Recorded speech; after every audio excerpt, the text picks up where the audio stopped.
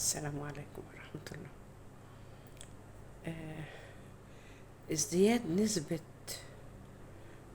الطلاق في مصر زادت قوي، وأصبحت هي الأولى على مستوى العالم كله في نسبة الطلاق. وده كان بسبب إن البنات والشباب برضو الاتنين بيدوروا على الجمال، وللأسف مش بيدوروا على الزوجة الصالحة أو الزوج الصالح. يعني أنا عندي واحدة جبت لها كذا عريس، وهي ترفضه من غير ما تشوفه، بس تروح. انا باخد صورة العريس فقط، ما باخدش صور للبنات ابدا.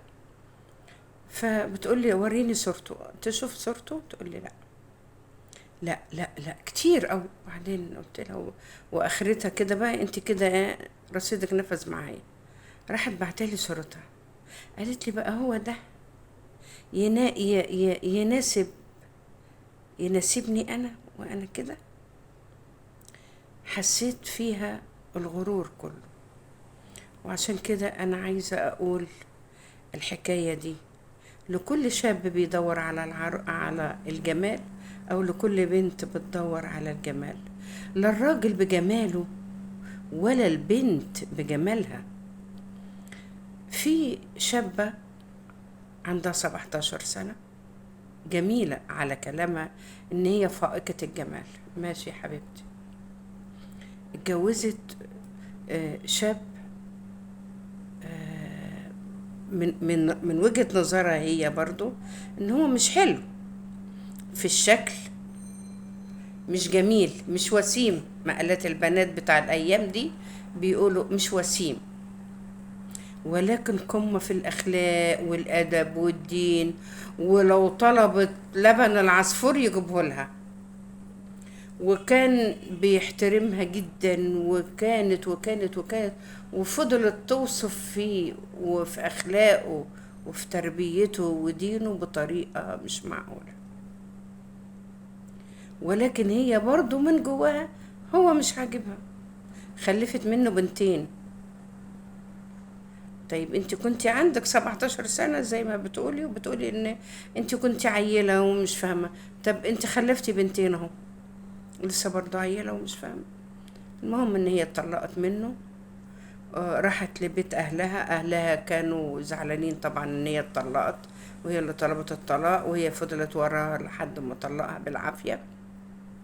فأهانوها وعملوها على انها خدامة لكل اخواتها ونسوانهم واولادهم، واخواتها البنات ورجالتهم واولادهم. اللي يجي هي اللي تخدمه، اللي تولد هي اللي تروح وتخدمها لحد ما كل اي مشاكل في البلد هي في العيله هي اللي لازم هي اللي تروح تخدمهم. فالموضوع ده خلاها اول واحد جه وتقدم لها كان اكبر منها باكتر من 20 سنة. بتقول على كلامها ان جالها ناس كتير قبل كده، بس هي كانت بترفض لان ما كانوش لسه عذبوها العذاب ده. لكن لما هي بقى تعبت من كتر خدمة اخواتها ونسوانهم واولادهم، اضطرت ان هي توافق. الراجل ده كان حليوة على كلامها، وسيم يعني، بس كان كبير في السن وما كانش متجوز. فهي في فترة الخطوبة بتسأله انت ليه قاعد للعمر ده كله؟ كان عنده ساعتها 47 سنة، وهي كان عندها حوالي 23 مثلا او 24. قال لها نصيب. المهم اتجوزت، وطلع هو ايه؟ ابيض يا ورد، ابيض. ما انا مش هقول اكتر من كده، ابيض بس. فورحت ودته بقى، هو مش مهتم اصلا بالموضوع خالص. هي اللي مهتمية، بقت تاخده توديه لدكاترة ومش عارفة ايه. المهم حصل مرة، والحمد لله ربنا كرمها وحملت، وهو تعب وقلبه وقف ومش عارفة ايه وايه وايه، وكان هيموت فيها، والدكتور قال له ايه، ستوب على كده. خلاص. عاشت وياه 4 سنين اخوات او اكتر، الله اعلم بعدتهم. المهم ان هم اخوات. ما انت مش هتاخدي كل حاجة يعني. المهم، فهي دلوقتي بتندم، وبتقول ان ربنا انتقم مني لان انا اتغريت فعلا بجمالي، و و وخلت جوزها الاولاني طلقها غصب عنه، وبعدت عن ولادها. اهلها قالوا لها تطلق ترجع طولك، احنا مش هنربي ولاد غيرنا. وفعلا سابت العيال عند ابوهم، وهي راحت لابوها وجوزت الحليوة، رغم انه اكبر منها باكتر من 20 سنة، وطلع ابيض. هي بقى عايزة تخليه يعني يبقى كويس، فما نفعش اكتر من هي الليلة الموعودة دي. وجابت بسبب هذه الليلة جابت بنت، بقى معاها كده 3 بنات.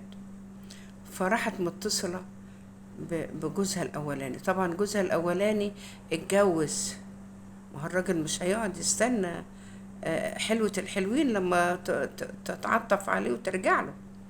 اتجوز وخلف. فبتتصل بيه الاول وتقول له انني اسفة، وانني كنت عيالة، وانني ما قدرتش اقدرك، ومش عارفة ايه وانظروا ايه. قال لها ان عمري ما طلق مراتي التانية. قالت له لا، انا مش بقول لك ده، انا بقول لك بس علشان بعتذر لك، وبقول لك انا اسفة. شوية وراحت متصلة بيه تاني، احنا ممكن نرجع، بس ان شاء الله اشتغل خدامة عند ولادي. اتصلت به تاني، ما عايزة بقى ترجع له بقى، ما عرفت قيمته، بس بعد ايه، بعد ايه.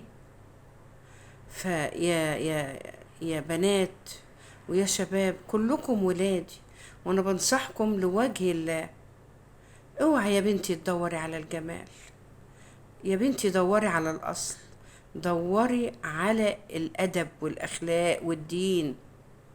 وكل شاب بقول له يا ابني، فاصفر بذات الدين تربت يداك. يا ابني، يا سنك عدى لفوق 40 بزمن وانت لسه بتدور على الجمال، والله ما هتلاقيه. طالما قعدت للعمر ده كله انت ما هتلاقوش. عارف، حتى لو لقيته هو فعلا الجمال في ايديك، انت مش هتشوفه. ليه؟ لان انت عينك هنا وهنا وهنا وهنا، عينك زايغه، مفيش استقرار، مفيش رضا من جواك. اصفر بذات الدين تربت يداك يا ابني. ربنا يصلح حالكم يا رب، اللهم امين. ما تنسوش الاشتراك في القناه وعمل اللايك ليصلكم كل جديد. السلام عليكم ورحمه الله.